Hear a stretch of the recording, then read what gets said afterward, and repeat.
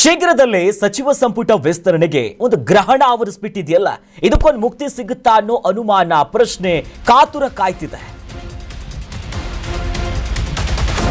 ಶೀಘ್ರದಲ್ಲೇ ರಾಜ್ಯದ ಸಚಿವ ಸಂಪುಟ ವಿಸ್ತರಣೆಯ ಗ್ರಹಣಕ್ಕೆ ಮುಕ್ತಿ ಸಿಗುತ್ತಾ ಅಂತ ರಾಹುಲ್ ಗಾಂಧಿ ಗ್ರೀನ್ ಸಿಗ್ನಲ್ ಕೊಟ್ಟಿದ್ರೆ ವಿಸ್ತರಣೆಯಾಗೋದು ಪಕ್ಕ.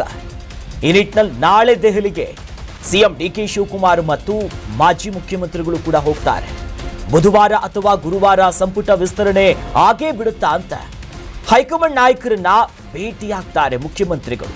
ಅವರು ಗ್ರೀನ್ ಸಿಗ್ನಲ್ ಸಿಕ್ಕಿದ್ರೆ ಜುಲೈ 29 ಅಥವಾ 30ಕ್ಕೇನೆ ಹೊಸ ಮಂತ್ರಿಗಳೆಲ್ಲ ಬಂದ್ಬಿಡುತ್ತಾರೆ. ಆ ನಿಟ್ಟಿನಲ್ಲಿ ಲೆಕ್ಕಾಚಾರಗಳಾಗ್ತಿದೆ. ಇಷ್ಟು ದಿನ ಕಾಂಗ್ರೆಸ್ಸಿನ ಹೈಕಮಾಂಡ್ ನಾಯಕರು ರಾಹುಲ್ ಗಾಂಧಿ, ಮಲ್ಲಿಕಾರ್ಜುನ್ ಖರ್ಗೆ ಅವರು, ವೇಣುಗೋಪಾಲ್ ಎಲ್ಲರೂ ಕೂಡ ಬ್ಯುಸಿ ಇದ್ರು. ಯಾಕಂತಂದ್ರೆ ಜಿರಳೆಯ ಕಾಟ ಅವರನ್ನ ಆವರಿಸಿಕೊಂಡಿತ್ತು.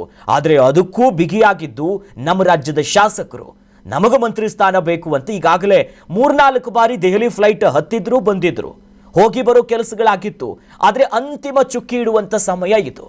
ನಾಳೆ ದೆಹಲಿ ಪ್ರಯಾಣವನ್ನ ರಾಜ್ಯದ ಮುಖ್ಯಮಂತ್ರಿಗಳು ಮತ್ತು ಮಾಜಿ ಮುಖ್ಯಮಂತ್ರಿಗಳು ಸೇರಿದಂತೆ ಕೆಪಿಸಿಸಿಯ ಅಧ್ಯಕ್ಷರು ಕೂಡ ಹೋಗ್ತಾರೆ.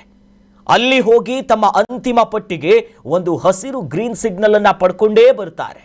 ಒಂದು ವೇಳೆ ಎಲ್ಲಾದರೂ ರಾಹುಲ್ ಗಾಂಧಿ ಸೇರಿದಂತೆ ಕಾಂಗ್ರೆಸ್ಸಿನ ಹೈಕಮಾಂಡ್ ನಾಯಕರು ಪಟ್ಟಿ ಫೈನಲ್ ಮಾಡಿದರೆ ಮುಂಬರುವಂತ 29ನೇ ತಾರೀಕು ಅಥವಾ 30ನೇ ತಾರೀಕಿಗೆ ಈ ತಿಂಗಳ ಒಳಗಾಗಿನೇ ಎಲ್ಲವೂ ಕೂಡ ಮುಗ್ದು ಹೋಗ್ಬಿಡುತ್ತೆ.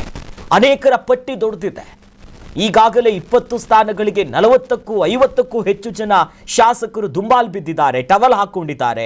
ನಮಗೂ ಬೇಕು ಜಿಲ್ಲಾವಾರು, ಪ್ರಾದೇಶಿಕವಾರು, ಸಮುದಾಯಗಳ ಲೆಕ್ಕಾಚಾರ, ಹೊಸಬರು, ಹಳಬರು, ಪರಿಷತ್ನಲ್ಲಿದ್ದಂಥ ಸದಸ್ಯರದ್ದು ಗೋಳು ಒಂದು ಕಡೆ, ಈ ಕಡೆ ಶಾಸಕರ ಪರಿಪರಿಯ ಗೋಳುಗಳು ಮತ್ತೊಂದು ರೀತಿಯಾಗಿದೆ. ಆ ನಿಟ್ಟಿನಲ್ಲಿ ಅಂತಿಮ ಪಟ್ಟಿ ಯಾರಿಗೆ ಒಂದು ರೀತಿ ಪ್ಲಸ್ ಆಗುತ್ತೆ, ಮೈನಸ್ ಆಗುತ್ತೆ ಅನ್ನೋದನ್ನ ಸದ್ಯಕ್ಕೆ ಕಾದ್ ನೋಡಬೇಕು.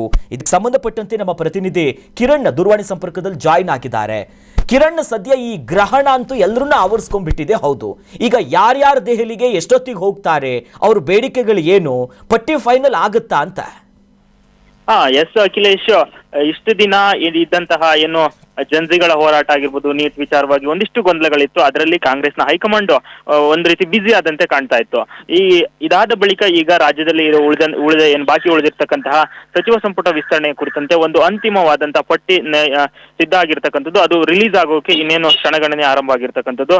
ಯಾಕಂತ ಹೇಳಿದ್ರೆ ನಾಳೆ ಸಿಎಂ ಸಿದ್ದರಾಮಯ್ಯನವರು, ಮಾಜಿ ಸಿಎಂ ಸಿದ್ದರಾಮಯ್ಯನವರಾಗಿರ್ಬೋದು, ಹಾಲಿ ಸಿಎಂ ಆಗಿರ್ತಕ್ಕಂಥ ಡಿ ಕೆ ಶಿವಕುಮಾರ್ ಆಗಿರ್ಬೋದು, ಮತ್ತೆ ಬಿ ಕೆ ಹರಿಪ್ರಸಾದ್ ಅವರು ನಾಳೆ ದೆಹಲಿಗೆ ಪ್ರಯಾಣವನ್ನು ಬೆಳೆಸ್ತಾ ಇದ್ದಾರೆ.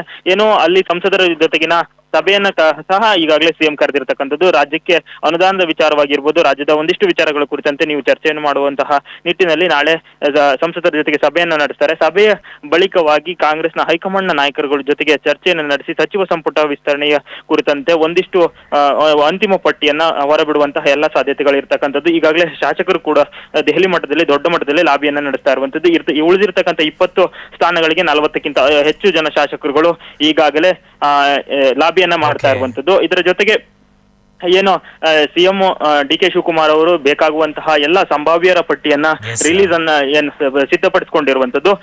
ಯಾವ ಸಮುದಾಯದಿಂದ ಯಾರಿಗೆ ಅವಕಾಶವನ್ನು ಮಾಡಿಕೊಡ್ಬೇಕು, ಜಿಲ್ಲಾವಾರು ಯಾವ ಶಾಸಕರುಗಳಿಗೆ ಈ ಬಾರಿ ಸಚಿವ ಸಂಪುಟದಲ್ಲಿ ಯಾರಿರ್ಬೇಕು ಅನ್ನೋದರ ಕುರಿತಂತೆ ಒಂದು ಸಂಭಾವ್ಯರ ಪಟ್ಟಿಯನ್ನ ಹೈಕಮಾಂಡ್ ಮುಂದೆ ಇಟ್ಟಿದ್ದಾರೆ ಅನ್ನುವಂಥದ್ದು ಮಾಹಿತಿಗಳು ಸದ್ಯಕ್ಕೆ ಗೊತ್ತಾಗ್ತದೆ. ಬುಧವಾರದ ಹೊತ್ತಿಗೆ ಎಲ್ಲವೂ ಕೂಡ ಅಂತಿಮವಾಗುವಂತ ಎಲ್ಲ ಸಾಧ್ಯತೆಗಳಿದೆ. Akhilesh, yes, thank you Kiran ತಮ್ಮೆಲ್ಲ ಡೀಟೇಲ್ಸ್ಗೆ.